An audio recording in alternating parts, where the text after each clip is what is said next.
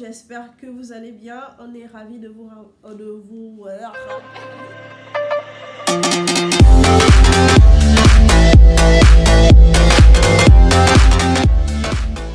Coucou tout le monde, j'espère que vous allez bien. On est ravis de vous retrouver aujourd'hui pour une nouvelle vidéo. Bon, on sait que ça fait un petit moment qu'on n'a pas posté, donc on est désolé, mais maintenant on est de retour et on va poster à nouveau comme avant. Alors, c'est quoi le sujet aujourd'hui, les filles? Aujourd'hui, nous parlerons de la stérilité. Ouais, je pense que la stérilité, c'est quand même quelque chose qui touche beaucoup de femmes. Donc, on va un peu énumérer les points. Bon, enfin, je pense que la stérilité n'a pas de point fort. On sait tous que c'est quelque chose d'extrêmement triste qui arrive à beaucoup de femmes. Voilà, on va un peu énumérer les causes et les conséquences, évidemment. Et quelques solutions. Voilà. Bon, d'abord, la première chose à savoir, c'est quoi la stérilité? Alors, c'est quoi la stérilité, les filles? Selon moi, la stérilité, c'est l'incapacité d'un couple ou d'un individu à concevoir un enfant naturellement. Voilà. Maintenant, on va un peu élever les points... Enfin, comment la stérilité est perçue ici en Afrique. Alors, qu'est-ce qui cause la stérilité en fait chez les femmes? Bon, il y a plusieurs raisons. Enfin, du moins, il y a plusieurs causes de stérilité chez les femmes. Bon, on sait qu'il y en a qui naissent avec des symptômes qui démontrent que plus tard, elles ne pourront pas enfanter. Ouais. D'accord? Ça peut aussi être héréditaire. D'accord? Par exemple, il y a des mamans qui ont du mal à enfanter. Et puis, plus tard, elles arrivent à faire un enfant, une fille. Et puis, la fille aussi peut avoir certaines séquelles qui prouvent aussi que elle aussi ne pourra pas faire d'enfant. Ouais. D'accord? Il y en a aussi qui provoquent ça, mais par inadvertance. Ouais. On a des femmes qui sont accros au là-bas. Ou encore kaolin, je ne sais pas comment c'est appelé dans votre pays. Vous voyez De l'argile. Voilà, en résumé, on aime bien de l'argile. Moi, je ne vais pas vous mentir, un moment, j'ai eu cette envie-là, en fait. Ah bon? Ouais, en fait, c'est quelque chose qu'on ne peut pas éviter, en fait. C'est bête, mais... Mais après, ça devient comme une drogue. Exactement, quand on goûte la première fois, on aime le goût. Après, bon, ça n'a pas de goût, on ne va pas se mentir, ça n'a pas de goût. Mais au fait, c'est la sensation que ça nous donne. Après, tu deviens accro facilement, en fait. Et il y a des femmes qui n'arrivent jamais à arrêter. Et malheureusement, ça on vient souvent à boucher les trompes. Voilà, et ça cause une stérilité... Voilà, irréversible au fait. Ça ne... En fait, lorsque tu consommes ça, on vient te dire, ça va te boucher les trompes. Tu négliges. Maintenant, après, lorsque tu arrives à un stade où tu es marié, tu es stable, tu veux faire des enfants, tu te rends compte que tu ne peux pas. Maintenant sur ça. Ouais, vraiment, c'est dommage. Bon, après, les filles, il y a aussi le cas. L'endométriose également, c'est une maladie qui est vraiment sur les trompes en fait. Ça, je dis ça comme moi. On a également l'endométriose qui touche les ovaires et cette maladie est souvent associée à une infertilité dans un couple. Donc l'endométriose est une maladie. Ouais, une fois qu'on est diagnostiqué, au fait, vous devez savoir que vous êtes infertile. Au fait. Et parfois cette maladie n'est pas vraiment connue. Il y a des femmes qui en souffrent mais elles ne savent pas. Elles ne savent pas, oui, c'est ça. D'où la nécessité pour toute femme d'avoir toujours un check-up. Voilà, un check-up pour voilà. À défaut, ayez un gynéco qui vous suit à chaque fois, qui vous édifie sur votre cycle, votre utérus et tout. C'est toujours important. Faites-vous dépister à chaque fois pour le col de l'utérus. Hormis ça, on a également l'obésité qui fait en sorte que la femme soit stérile.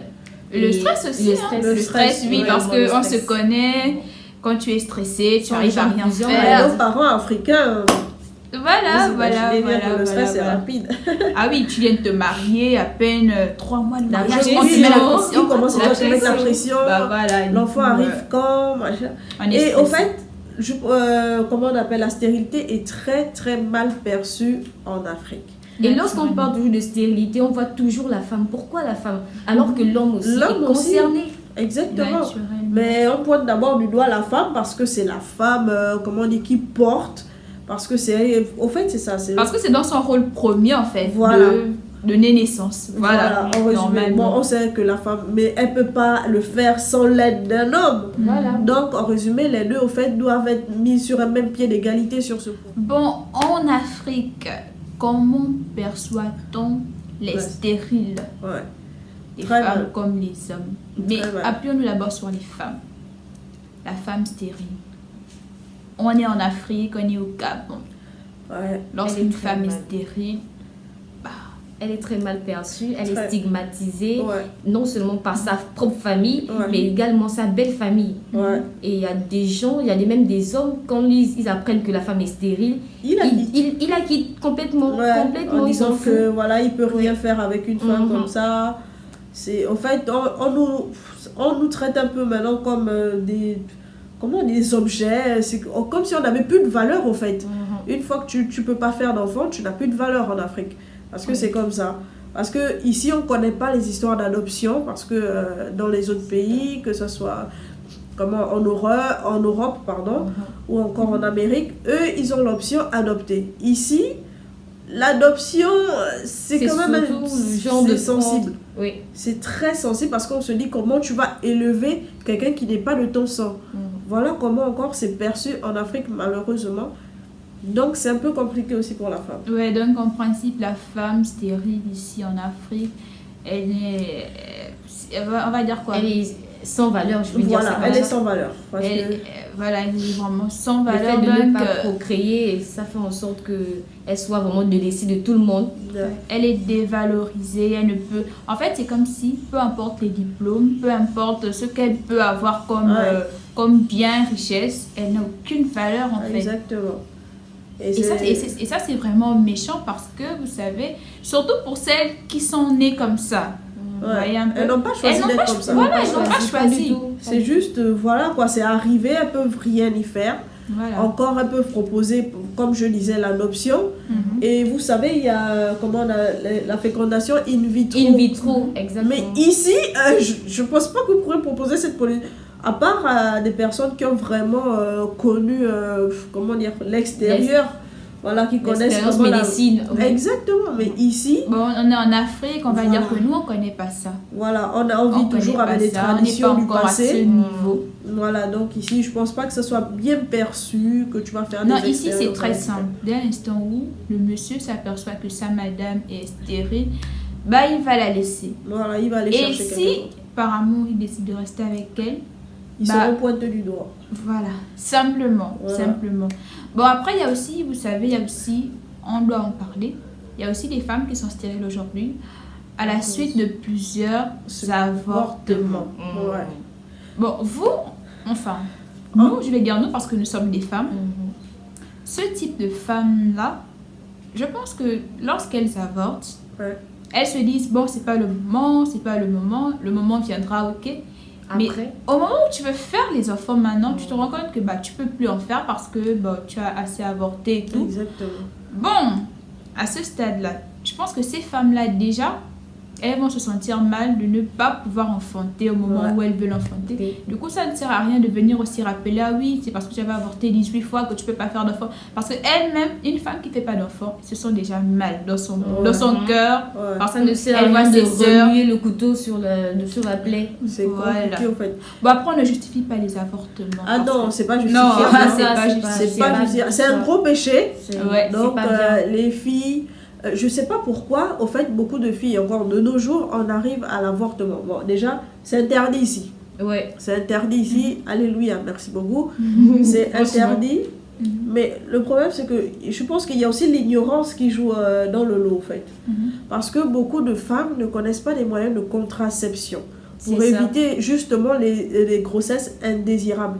Il y a beaucoup de femmes qui ne savent pas, qui ne connaissent pas les plans, qui ne connaissent pas le stérilet, qui ne connaissent pas les pilules. Elles ne connaissent pas les injections. Elles ne connaissent pas ça, en fait. Donc, du coup, elles partent sans protection. Il y a le préservatif, le préservatif.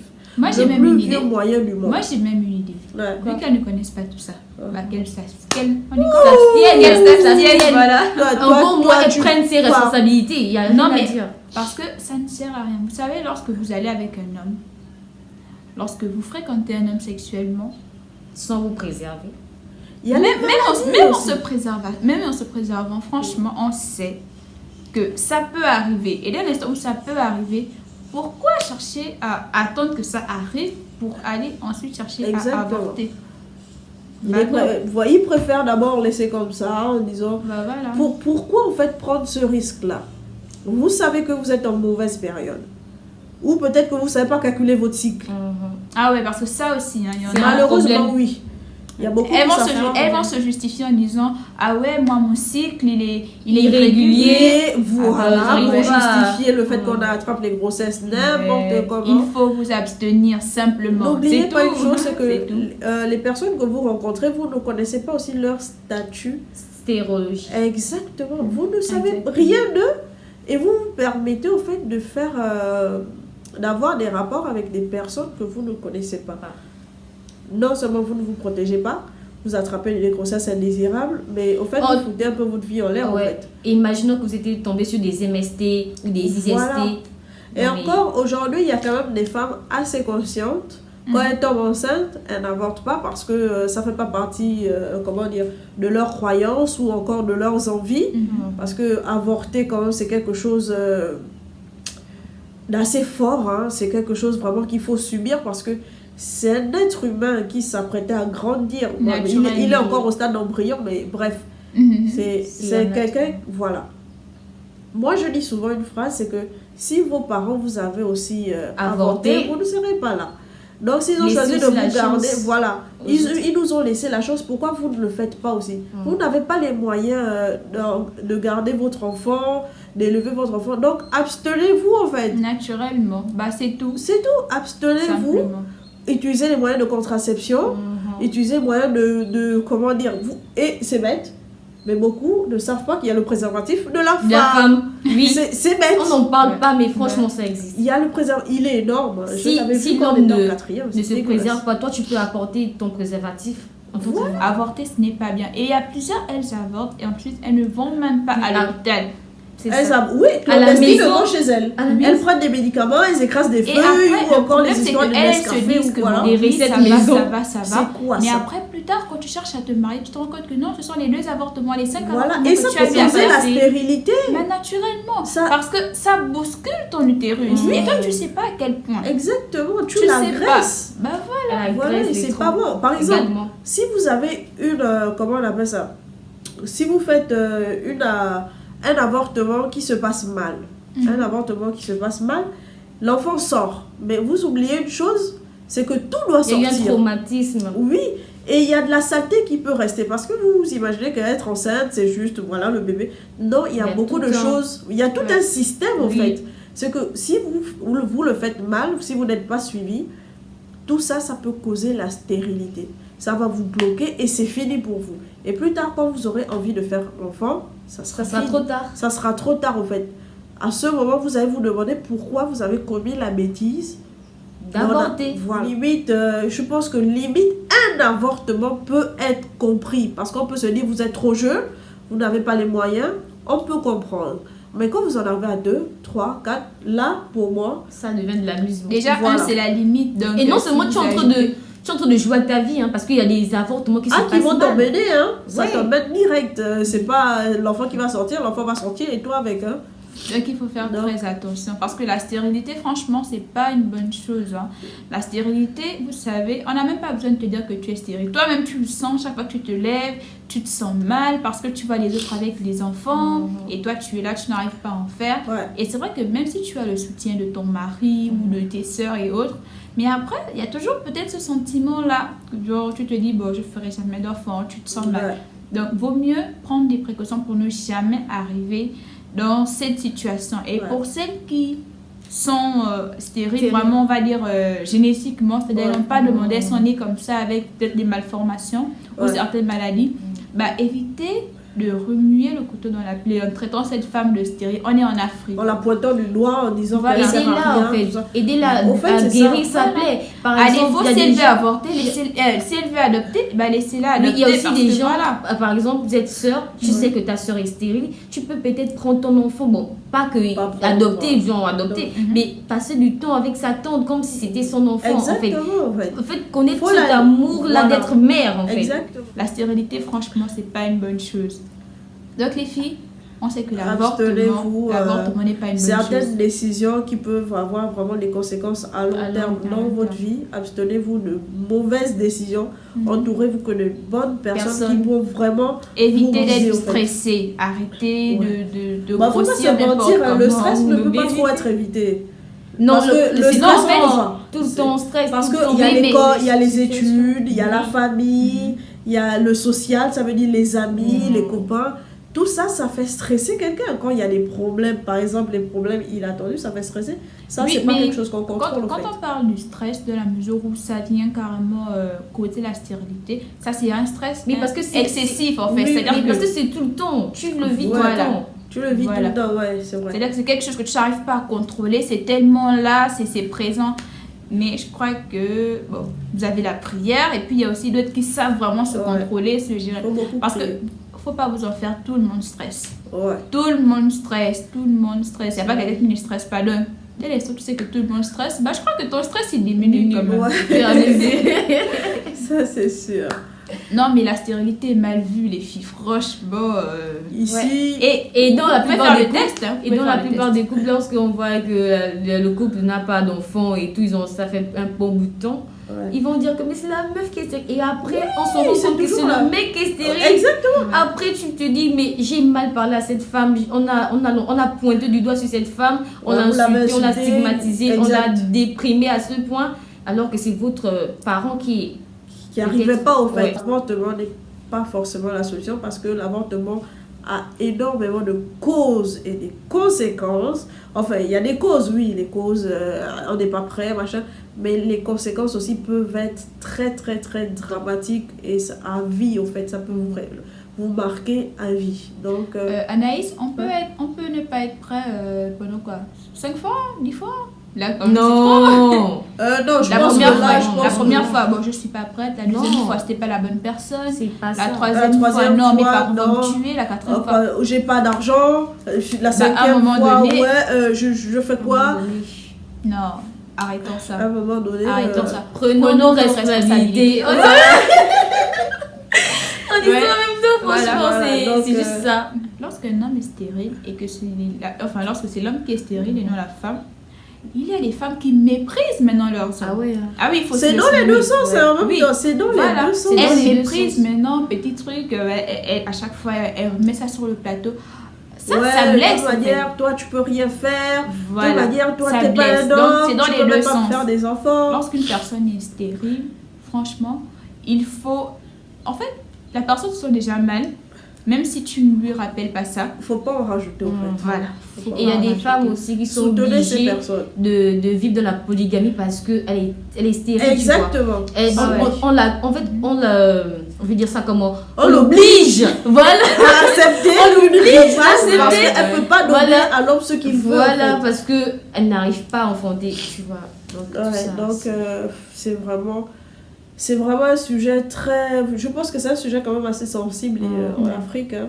Donc, rappelez-vous qu'en principe, lorsqu'une personne est stérile, cherchez à connaître les causes. Voilà. Parce que les causes peuvent être héréditaires, ça peut... Voilà. C'est pas forcément de sa faute. Hein. Voilà. Peut-être qu'elle a commis des erreurs. C'est pas parce que la personne est stérile que la personne n'a eu à avorter. Il y en a qui sont stériles mais qui n'ont jamais avorté. Oui, bien sûr. Parce qu'en Afrique, lorsque tu es stérile, c'est sûr que celle-là, elle a dû avorter quand elle était... Et d'abord, même si j'ai eu à avorter 5, 10 fois, 20 fois, bon... Mais ça ne sert à rien de juger les autres, en fait. Voilà, ça ne sert à rien. Voilà, ça ne sert à rien. Parce que moi-même, peut-être, j'ai déjà mal, donc si tu me rappelles ça encore, ça... Voilà. En fait, c'est aussi le genre de choses, l'acharnement de la part de la famille qui peut parfois pousser une personne à l'irréparable. Vous savez ce que je veux dire par là. Donc, c'est vrai. Au fait, il faut vraiment que la personne soit entourée de bonnes personnes, des personnes qui vont l'aider à surmonter cette peine, au lieu de la pointer du doigt, l'insulter en disant qu'elle est incapable. Donc, il faut vraiment être là parfois pour les personnes qui sont en difficulté, arrêter de les juger. Donc, voilà. Et dernière chose, si vous savez que vous avez eu des avortements et autres, dites à vos compagnons ou à vos compagnes que bon, je suis stérile. Si vous le savez déjà, Apprenez à être sincère. Ça ne sert à rien de cacher. Tu peux cacher à tes amis, ok, tu vas jamais faire d'enfant avec tes amis. Mais dès l'instant où tu es dans une relation sérieuse, stable, n'attends pas après le mariage pour venir dire à l'autre, bah écoute, en fait, je peux pas. En fait, tu bloques la personne, en fait. Exactement. Tu l'as coincé dans un foyer. Et du coup, il ne saura pas quoi faire. Si la personne t'aime, la personne te dit. Enfin, la personne te dira ce qu'elle en pense. Voilà. Parce qu'il y a des stérilités qu'on peut soigner. Il y a des stérilités. Je pense qu'il y a des degrés de stérilité. Il y en a qu'on peut soigner. Il y a d'autres aussi que... Si tu sais que tu as eu à faire plusieurs avortements et que tu stresses à l'idée de ne peut-être pas faire d'enfant, mieux, parle-en à la personne qui partage va voir un gynéco. Voilà, va voir ton gynéco. Ça sera la meilleure personne indiquée pour te dire comment se porter l'utérus. Toute femme doit voir un gynécologue parce que l'appareil génital de l'homme, de la femme est très fragile. Voilà. Chaque 3 mois, en fait, c'est ce qui est conseillé, je crois. Chaque 3 mois. Ouais, je crois. C'est tellement fragile. C'est ce qui est conseillé. Donc, parlez-en. Et les filles, utilisez les moyens de contraception. Arrêtez les grossesses indésirables. Ou abstenez-vous. Ou abstenez-vous. Voilà, simplement. Voilà, tout simplement. Attendez de faire tout ça dans le mariage. Maintenant, si vous ne pouvez pas. Toi, quand tu conseilles, toi, tu es sérieuse que tu conseilles les gens d'attendre le mariage? On est là dans la nouvelle génération. 21e, c'est que tu vas conseiller ça. Non, mais donc abstenez-vous. Oui, abstenez-vous. Parce que le mariage, là, on ne sait même plus qui est déjà respecté ça. Moi, je ne sais pas comment Dieu nous a créés. Mais quand je pense qu'il y a plusieurs, elles avortent de nombreuses fois. Mais après, elles font toujours des enfants. Ah, mais ça, c'est leur grâce. Non, ça, c'est la grâce. C'est la grâce. Ah, ça, c'est la grâce, en fait. Bon, ça ne veut pas dire qu'il faut beaucoup avorter. Ça ne veut même pas dire qu'il faut avorter, non. Mais bon, c'est juste à huis clos entre nous, voilà. Bon, voilà, on est arrivé au terme de notre vidéo. Voilà. J'espère que vous avez aimé ce sujet. Voilà, ça change un peu. On a parlé de quelque chose de très, très, très sérieux. Voilà, donc ça si vous êtes nouveau l'ego de la femme. Si vous êtes nouveau sur la chaîne, n'oubliez pas de vous abonner et de laisser un pouce bleu. Voilà, et activer la cloche de notification. Voilà, pour ne rien rater de nos prochaines vidéos. Bon, moi, je suis grippée, j'ai pas le Covid, je préfère vous dire. Sinon on n'avait pas les plats. C'est clair. J'ai pas le Covid. Se choper. Donc, on vous dit à la prochaine pour la prochaine vidéo. Et on vous embrasse fort. Bye bye. Bisous.